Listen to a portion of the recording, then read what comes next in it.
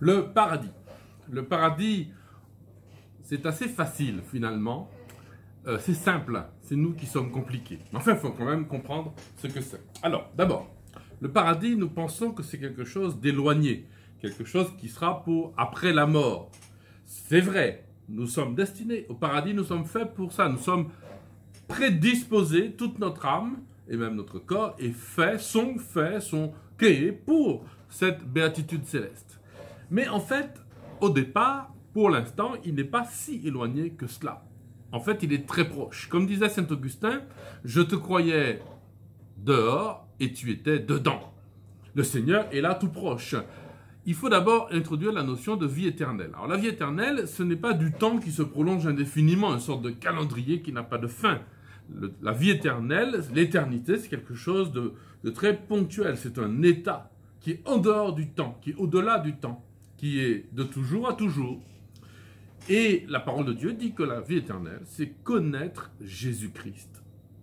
Et ce que nous avons à annoncer, connaître, c'est-à-dire naître avec Jésus-Christ, qu'il soit à l'intérieur de notre intelligence. Voilà. Voilà ce que c'est, dans un premier temps, la vie éternelle et ce que sera le paradis. C'est lorsque Dieu sera tout en tous, dit la parole de Dieu. C'est-à-dire que Dieu va combler complètement toutes nos facultés, tous nos désirs aussi, tout ce que nous sommes, nous serons comblés par Dieu. Voilà la première chose. Donc, la vie éternelle, on peut déjà la toucher, elle est proche d'ailleurs. L'annonce du royaume, quand Jésus envoie ses disciples, il dit « Allez, annoncez que le royaume de Dieu est tout proche. La vie éternelle est toute proche, le paradis est tout proche. Dès que vous connaissez Jésus-Christ, déjà, vous touchez quelque chose du paradis. Donc, il n'est pas si éloigné que ça, il est tout proche. Deuxième chose, le paradis, nous pensons que c'est compliqué. En réalité, c'est simple. Nous pensons que c'est compliqué d'y accéder parce qu'il faut obéir à des lois, accomplir des œuvres, réussir de grandes choses, être un héros de la foi. C'est pas faux, mais en réalité, c'est assez simple. Pourquoi ce n'est pas compliqué et simple? Parce qu'il ne s'agit que d'une seule chose, aimer Jésus-Christ. La vie éternelle, c'est connaître Jésus-Christ. Eh bien, le paradis, c'est aimer Jésus-Christ. Et là, c'est un acte, non pas de l'intelligence, mais de la volonté. Plutôt, c'est un acte de toute notre âme, l'intelligence et notre volonté, qui est faite pour aimer le Christ, c'est-à-dire de n'aimer que lui. Demandez à Zachée, demandez à Marie-Madeleine, demandez à Matthieu, demandez au bon larron sur la croix, ou si vous ne me croyez pas, demandez à l'inverse à tous les pharisiens, à Simon le pharisien, etc. Si c'est compliqué ou simple d'atteindre le paradis. Et vous verrez, comme Nicodème qui se posait plein de questions dans la nuit, à un moment donné, Jésus dit il faut naître de nouveau. Donc à nouveau connaître Jésus-Christ, naître dans le Christ, c'est ça, connaître, mais il faut aussi aimer le Christ, tout simplement, vivre avec le Christ. Et Zachée a touché quelque chose du paradis dès que Jésus est entré chez lui et qu'il a commencé à l'aimer. Dès que Marie-Madeleine a versé son parfum sur les pieds de Jésus, eh bien, elle a aimé Jésus-Christ. Troisième chose, après la proximité, la simplicité, ou plutôt après le fait que l'éloignement, qu'on pense que le paradis est loin, ou bien la complication du paradis, il y a la difficulté. Alors on pense qu'atteindre le paradis, c'est difficile.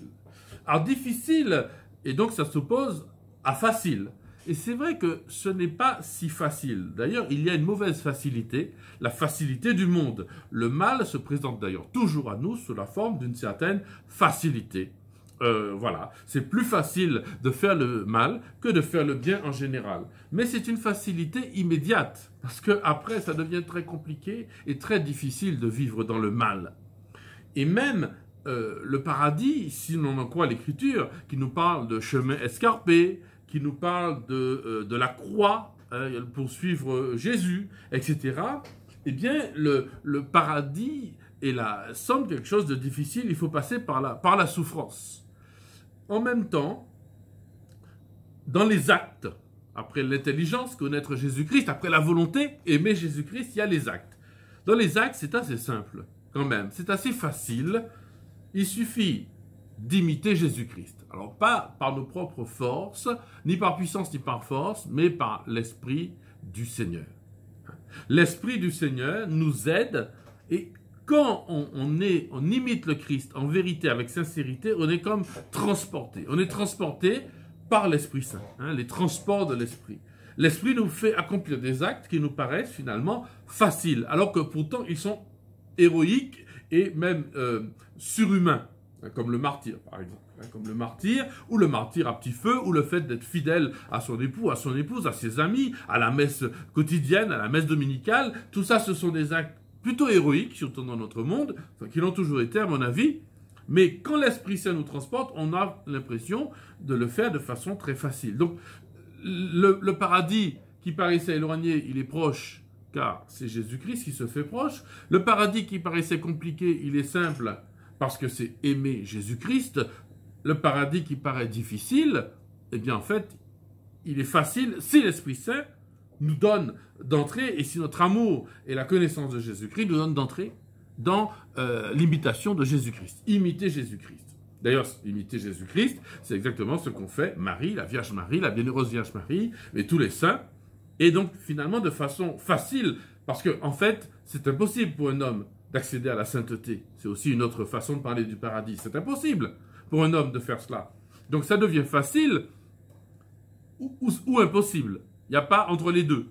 Facile si l'Esprit Saint est là, impossible si l'Esprit Saint n'est pas là. Comme dit la préface de Pentecôte, il n'est rien en aucun homme qui ne soit perverti sans ta présence divine. Voilà. Si on regarde bien toutes ces étapes de gloire en gloire, la connaissance de Jésus-Christ, l'amour de Jésus-Christ, l'imitation de Jésus-Christ, eh bien c'est ce qu'on vit à la messe. C'est aussi bête que ça, pardonnez-moi pour le mot bête. C'est aussi simple, aussi beau que cela, aussi bon que cela, simplement d'aller à la messe et de vivre la messe, c'est connaître mieux Jésus-Christ, c'est naître avec lui, c'est le laisser rentrer dans mon intelligence, c'est aimer le Christ qui donne sa vie pour moi, c'est l'imiter puisque je donne ma vie à sa suite. Cet état de béatitude, on le touche déjà dans ce monde. Bien sûr, après notre mort, il sera complet et définitif. Notre âme sera absolument comblée, c'est ça le paradis. Comblée de Dieu, remplie de Dieu. Mais déjà, en ce monde, il y a des moments où on touche les arts de l'Esprit Saint, comme dit l'Épître aux Romains, les moments de louange, certains moments d'oraison profonde, certaines extases mystiques.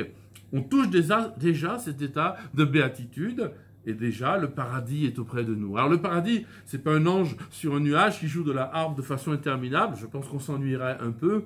Eh bien, par contre, c'est un état de douceur, de béatitude complète, parce que Dieu sera tout en tous. Bientôt, au revoir.